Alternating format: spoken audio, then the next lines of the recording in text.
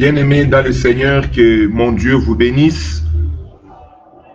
Nous sommes dans la joie de nous retrouver encore une fois au-devant de vous.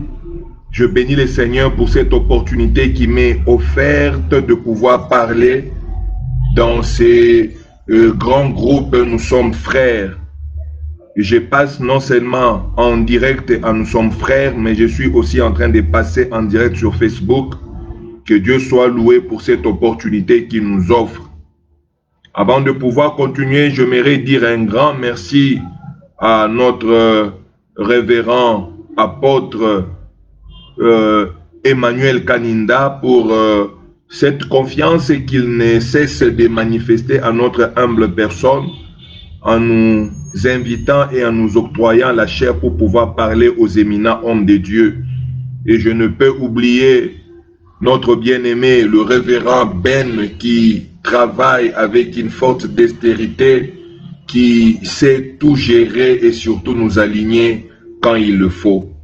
Vraiment, j'ai dit un grand merci pour ceux qui me suivent sur Internet, sur Facebook, et pour vous qui me suivez à partir de ce groupe WhatsApp. Nous allons prier. Seigneur Jésus-Christ, notre Dieu et notre Roi, nous élevons nos voix en ces nets moments, recommandant ces instants du partage de ta parole entre tes saintes mains. Puisque tu nous as choisi d'être ces portails par lesquels, Seigneur, tu veux atteindre le cœur d'une personne, nous nous abandonnons entre tes saintes mains et laissons la place à ton esprit d'agir. Permets, Père éternel, notre Dieu, que le souhait que tu as dans ton cœur atteigne ton peuple. Fais-nous disparaître afin que seule ta sagesse et ta gloire soient manifestes. Nous refusons toute forme de puissance du monde de ténèbres, d'incompréhension et de distraction. Nous les rendons nuls et sans effet au nom de Jésus. Parle-nous, Seigneur, car nous, ton peuple, nous sommes réunis en ces lieux pour pouvoir t'écouter. Et c'est là, au nom puissant de Jésus-Christ, nous avons ainsi prié. Amen. Bien-aimés dans le Seigneur, nous bénissons le Seigneur pour ce moment qu'il nous accorde et surtout de pouvoir parler de la part de Dieu.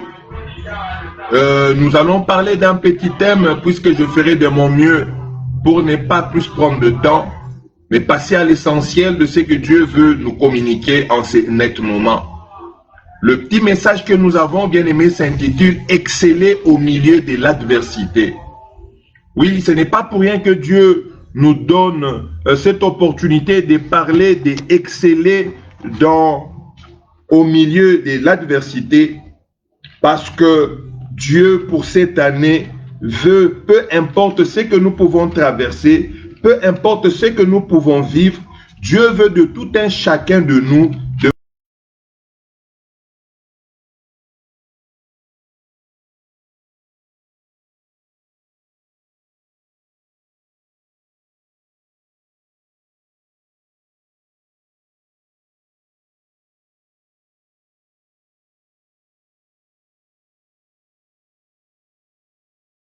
quitter d'un point bas vers un point élevé.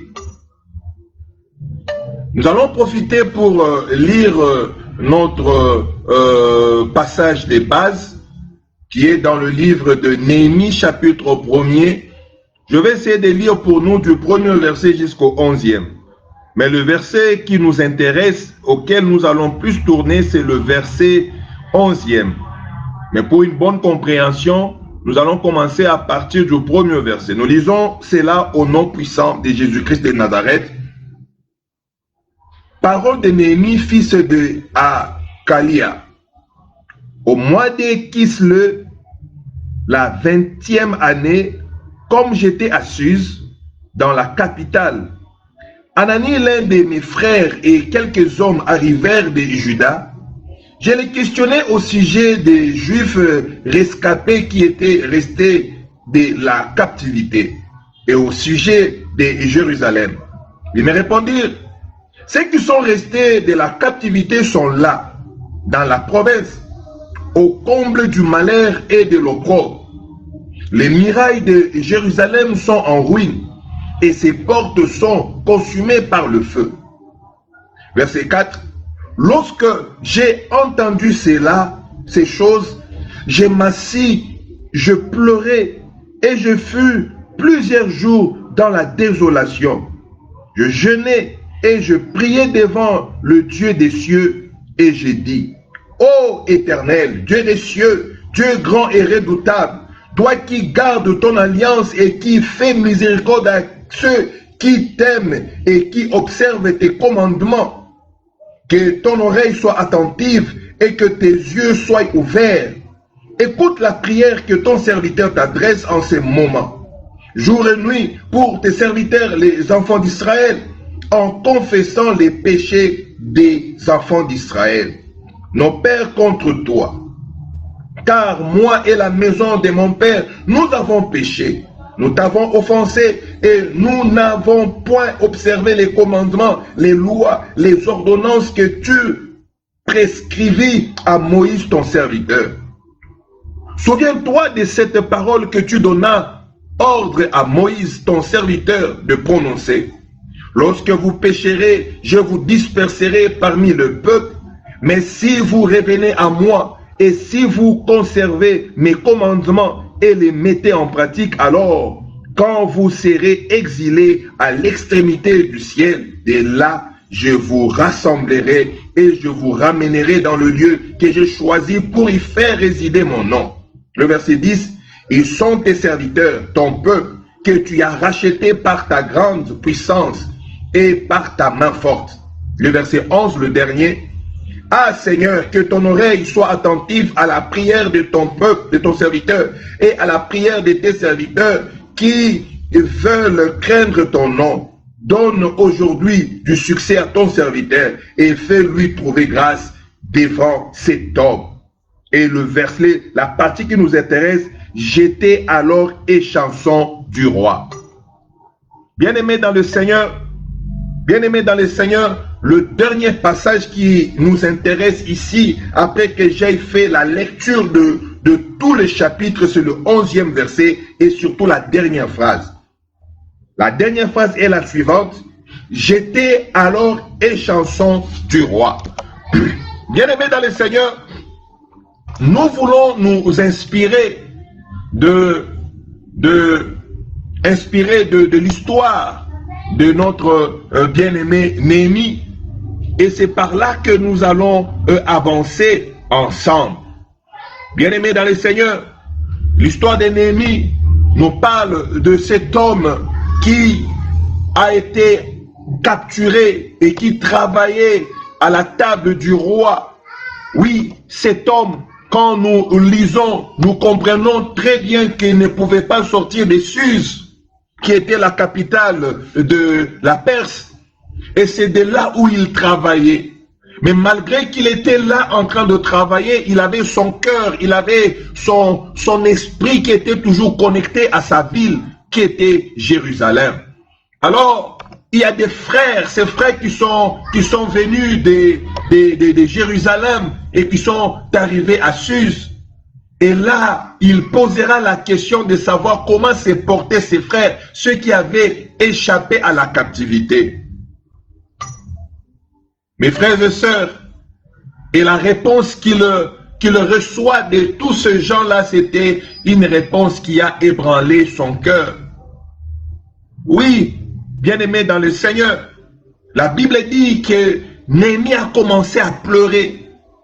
Néhémie a perdu tout espoir, il était déçu de savoir que la muraille de Jérusalem était en ruine et que la ville était dans l'insécurité et que ses frères qui étaient restés là-bas, ils étaient dans l'insécurité d'être encore rattrapés et ramenés en exil comme lui. Bien-aimé, j'aimerais te dire, lorsqu'on aime plus, on est sensible. Néhémie était sensible, mais cette sensibilité ne pouvait pas l'aider. Cette sensibilité ne pouvait pas l'amener, bien-aimé dans le Seigneur, à trouver des solutions.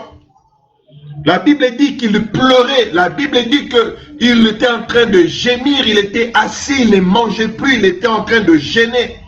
Et c'est là qu'il a eu cette présence d'esprit de prier. Ça nous arrive souvent, devant une difficulté, que nous puissions amèrement pleurer. Ça nous arrive parfois aussi de pouvoir, bien aimé dans le Seigneur, quitter sur le droit chemin, abandonner ce que nous faisons à cause des difficultés, à cause, bien aimé dans le Seigneur, de problèmes au-devant de nous, à cause des situations compliquées devant nous. Il nous arrive parfois de perdre espoir. Il nous arrive parfois de ne pas savoir par où partir. Bien aimé dans le Seigneur, mais nous voyons ici ce que Néhémie va faire. Néhémie ne va pas seulement se contenter de pleurer. Néhémie ne va pas seulement se contenter de se lamenter. Néhémie ne va pas seulement se contenter de ne pas manger. Mais la Bible dit, il va gêner, il va prier, il va parler à son Dieu. Et lorsque nous lisons, nous comprenons très bien qu'il a pris du temps dans la prière. Il a prié pour sa vie, il a prié pour ses frères et sœurs, il a prié même pour sa famille. Oui, il a reconnu ses fautes, il a pris les fautes des autres, il a prié. Bien-aimé, dans cette situation, mais rester dans les émotions, mais solliciter la grâce de Dieu. Oui, bien-aimé dans le Seigneur, nous ne pouvons que solliciter la grâce de notre Dieu. Nous ne pouvons que solliciter la présence de Dieu. Lorsque, bien aimé, il y a l'opposition devant nous, lorsque les choses ne marchent pas, lorsque les choses ne tiennent pas, bien aimé dans le Seigneur, ne nous affolons pas, ne tergiversons pas, mais mettons nos genoux par terre. La prière, bien-aimée, est la clé à beaucoup de choses. La prière, bien-aimée, est les mains invisibles que Dieu utilise pour apporter des solutions visibles à nos problèmes. Oui, bien-aimé dans le Seigneur, c'est ça avec notre Dieu. Néhémie prie de tout son cœur par rapport à la nouvelle qu'il venait d'avoir. Recourons à la prière chaque fois que les choses ne vont pas bien dans notre vie. N'oublions jamais de recourir à Dieu au temps difficile que nous sommes en train de traverser. Au moment des difficultés, rappelons-nous de Dieu. Au moment des peines et des problèmes, rappelons-nous de Dieu. Rapprochons-nous de lui avec assurance. Avançons vers lui comme il veut que nous puissions avancer. J'aimerais parler à une personne maintenant. Toi qui traverses les moments difficiles dans ta vie, toi qui traverses des moments compliqués dans ta vie, j'aimerais te dire que Dieu seul est capable de changer la situation de ta vie.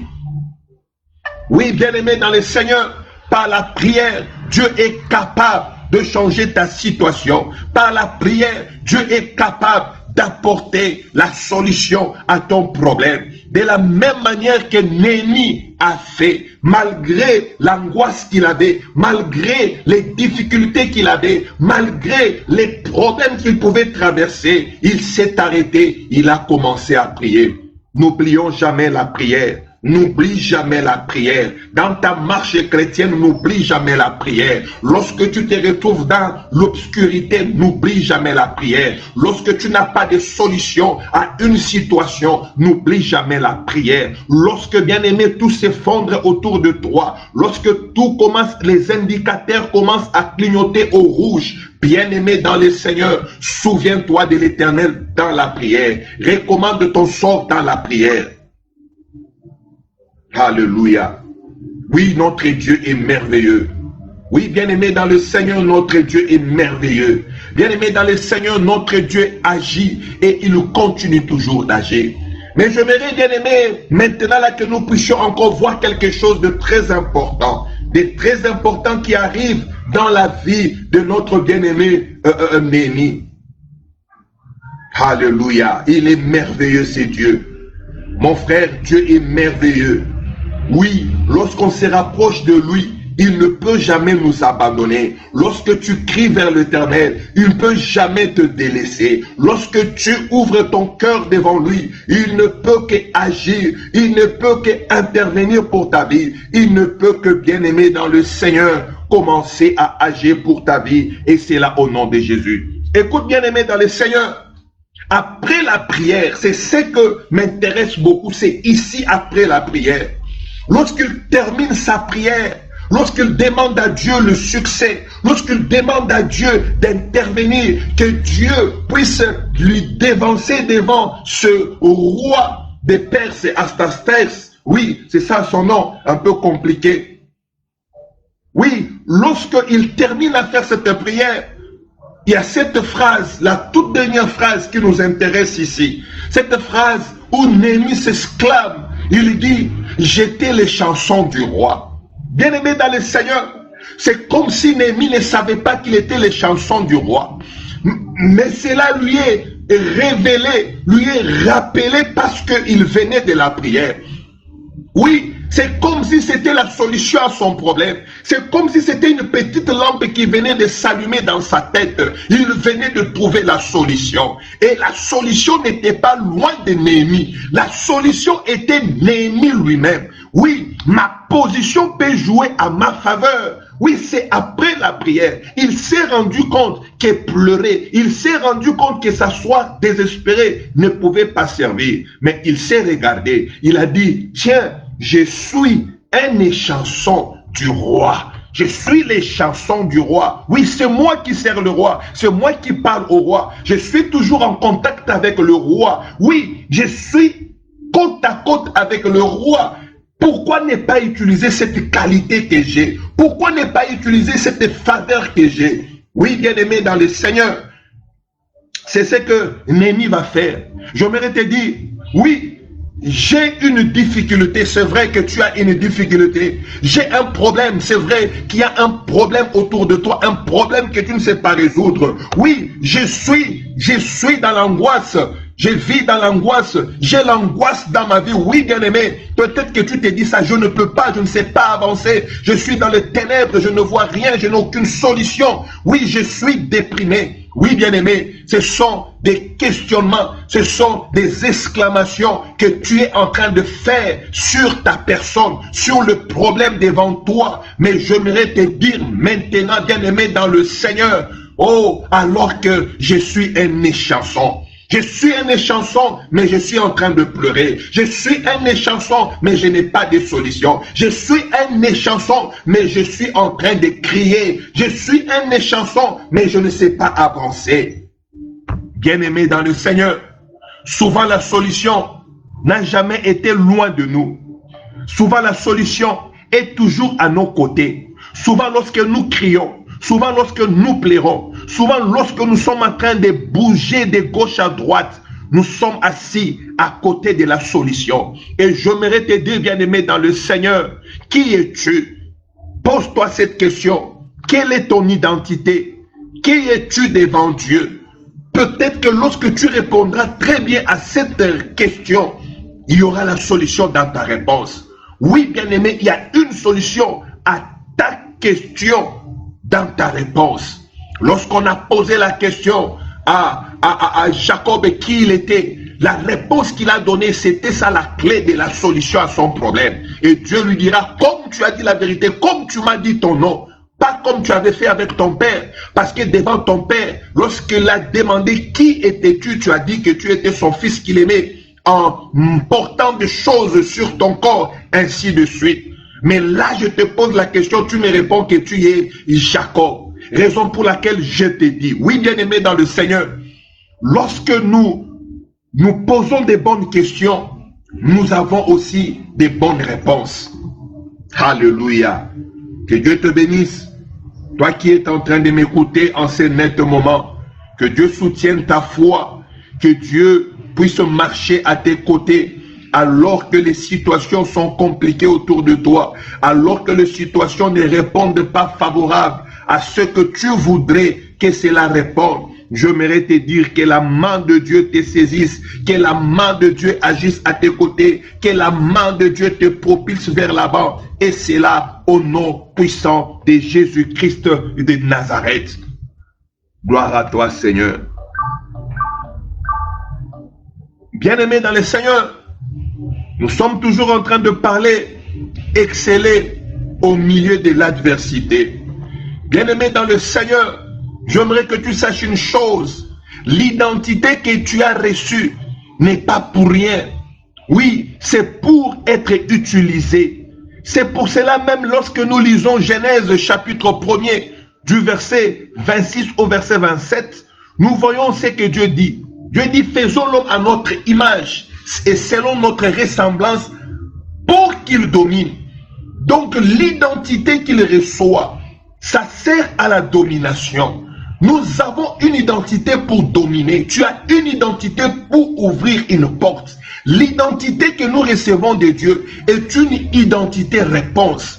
Toute personne sur la terre a une identité réponse. Et lorsque les choses ne marchent pas, lorsque les choses ne vont pas de l'avant, bien-aimé, pose-toi la question, avec quelle identité tu es en train d'opérer? Avec quelle identité tu es en train, bien-aimé, dans les saints d'opérer? Et lorsque tu trouveras la réponse à ta question, la gloire de Dieu sera manifeste dans ta vie. La gloire de Dieu sera visible dans ta vie. Et c'est là, au nom puissant de Jésus-Christ et de Nazareth.